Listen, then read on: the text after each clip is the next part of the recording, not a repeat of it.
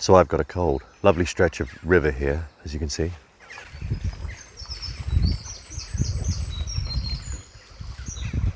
Rather timely, isn't it? So I've got a cold in the summertime. So what am I going to do about it? So first off, let's talk about a cold in the cold. Well, first of all, actually, before I get into that, let's just establish the other thing that I know is quite possibly on your mind. I've now tested myself twice. No, it isn't the thing that you think it might be. It is just a common cold. But there are certain things I know I can do that will help to alleviate the symptoms and also reduce the longevity of this cold. Now, first of all, let's talk about the cold, or rather having a cold in the cold. Do I still do cold showers? The answer is yes, but here's the reason why. If this was a chest cold, I wouldn't do it. This is a head cold, and what I mean is that you can just feel it in the sinuses. There's no kind of significant chest or lower respiratory issues. So it's a mild cold that I know I can do some cold therapy with. Now, I don't push it, that said. So rather than, say, for example, I'm certainly not doing any ice baths at the moment. What I am doing is just doing a warm shower, opening up the blood vessels, and then a cold shower, and then maybe another warm shower, and then a cold shower. That's all I'm doing at the moment.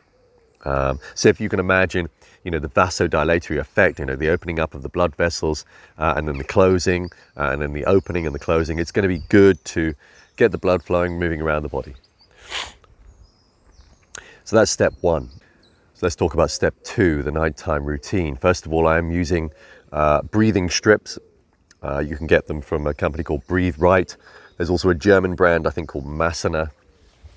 The Massener ones are a lot tougher, quite hard to get off your skin, but they work brilliantly. And they're just a strip with plastic inside that opens up your nasal pathway. So that allows me then to mouth tape. So the reason why I want to continue my mouth taping is that I know when I mouth tape, I improve the quality of sleep. And by improving the quality of sleep, I know that the rest of my physiology is continually in a optimal state. Better able to deal with stress, for example, better able to deal with the ups and downs in life, the neurochemical changes that you get in sleep, the REM sleep that helps to turn much of the day's activities into a narrative, into a dream state. I want all of that to continue. What it does mean is, of course, that it means by opening up the nasal pathway, closing up the mouth, more snot will probably run out of my nose. That's fine. But like I said, it still means that I wake up relatively refreshed, not as refreshed had I not had a cold, of course. So that's the nighttime routine. Hello, Woof. I've been joined by a friend. Now let's talk about breath work, because I think this is quite crucial. There are certain things you should do and certain things that you shouldn't do. So one of the things also that I do just before sleep is a bit of Ujjayi breath. Ujjayi, if you remember from my other videos, has a wonderful effect on the body. It increases nitric oxide. That has a vasodilatory effect, meaning it opens up the blood vessels. And also it has an antiviral, antibacterial quality to it. Perhaps not as much as I'd hoped. Had it been the case, then I may not have had a cold. I joke, obviously. But so the nitric oxide is going to improve the nasal pathway. What a lovely busy morning on the river today. Good to see some old chaps doing it too, powering through. And therefore that just means that I'm further enhancing a blocked nose before I go to sleep, meaning as much as possible I'm going to have as improved a sleep initially as I can get before entering deep sleep. Okay, so through the day, let's continue that conversation around breath work. I do still do Ujjayi regularly throughout the day, keeping as much as possible an open nasal pathway. It's blocked now, so I need to do some more Ujjayi. I'm also doing a few chest breathing practices with an open mouth. Now this means that I'm,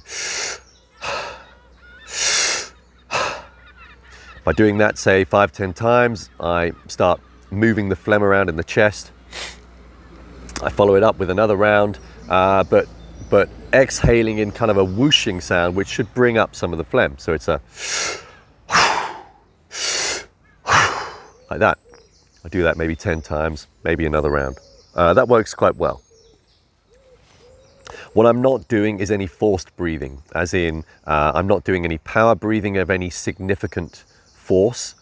I'm not really doing any power breathing, and if I do, then it may just be one round. It's very gentle, very SOMA breath-like, longer exhales.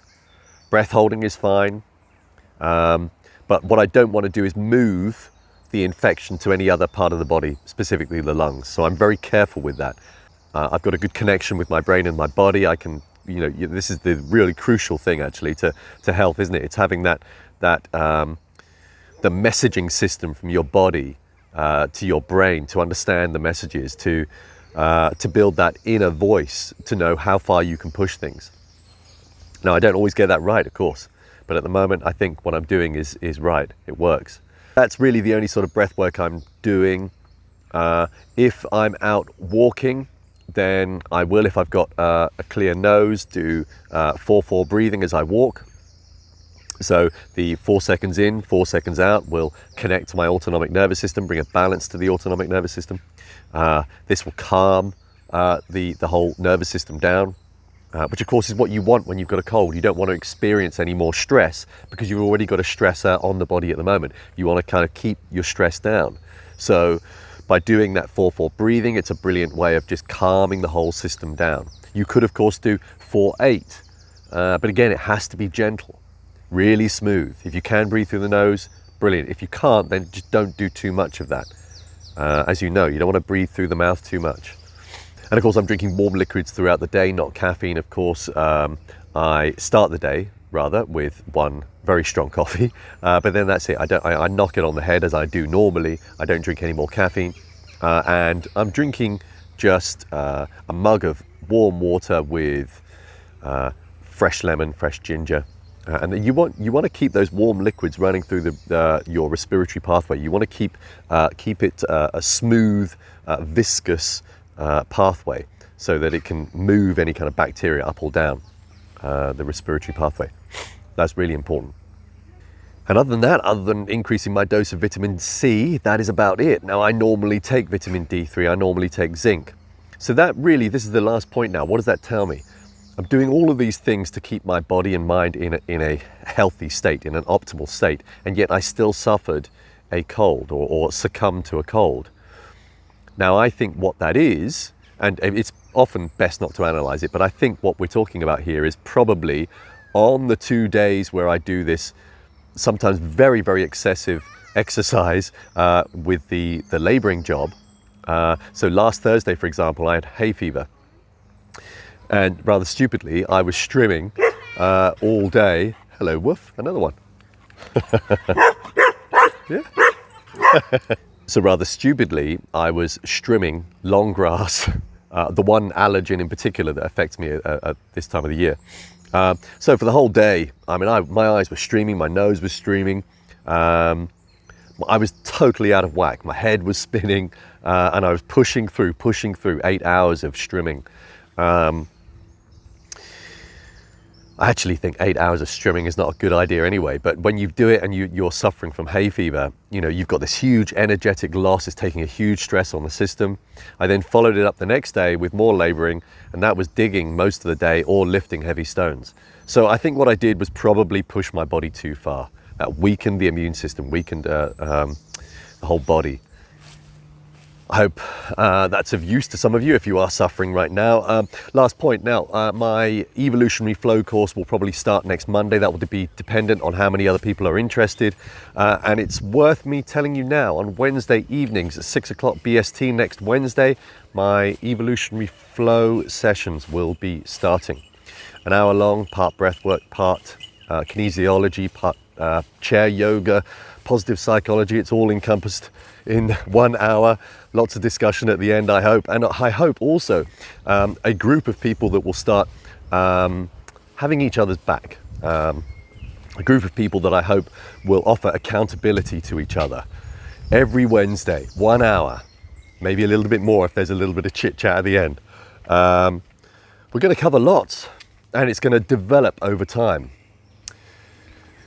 If you're interested, I'll drop a link below. Anyway, bye for now. Thank you for watching.